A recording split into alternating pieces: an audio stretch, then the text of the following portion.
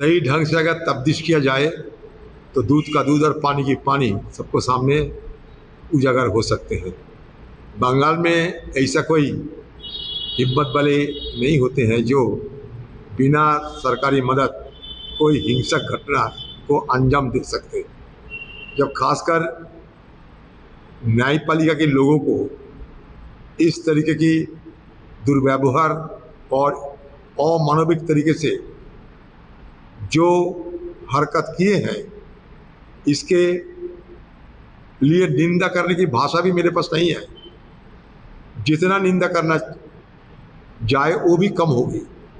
तो मेरे कहने के मतलब ये है कि सही सलामत सही ढंग से ये घटना की तफ्तीश हो और दोषी को सिर्फ निकाले नहीं, सख्त से सख्त सजा की इंतजाम किया जाए। फिर भी मुझे लगता है कि सरकार की बिना मदद, सरकारी प्रशासन की बिना मदद इस तरीके की घटना घटाने की हिम्मत और किसी को नहीं होगी। The ground situation of West Bengal in so far as law and order concern is deteriorating from bad to worse. It is observed by none other than Supreme Court Chief Justice, and it is simply tarnishing the image of West Bengal when Supreme Court Chief Justice castigated the law and order situation in Bengal. So my apprehension is only deploying central forces will not be sufficient enough to stem the rot. Bengal should be given more focus so far as law and order is concerned. Bengal virtually heading towards a state of anarchy. सही ढंग से अगर तफ्तीश किया जाए तो दूध का दूध और पानी की पानी सबको सामने उजागर हो सकते हैं। बंगाल में ऐसा कोई हिम्मत वाले नहीं होते हैं जो बिना सरकारी मदद कोई हिंसक घटना को अंजाम दे सकते।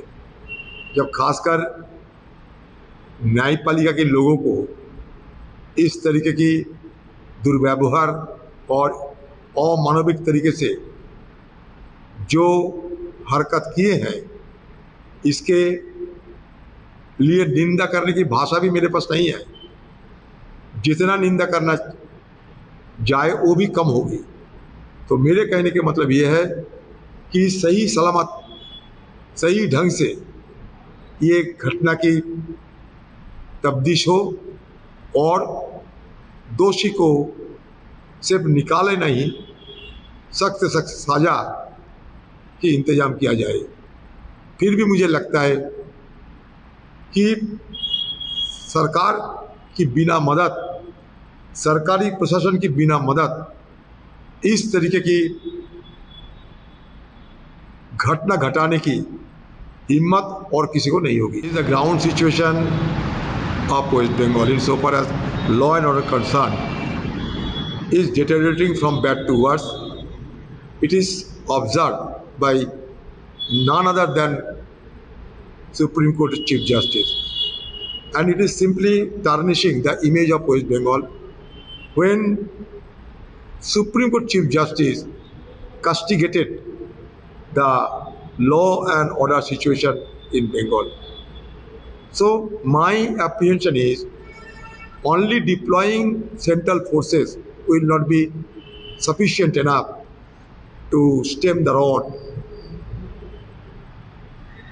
Bengal should be given more focus so far as law and order is concerned.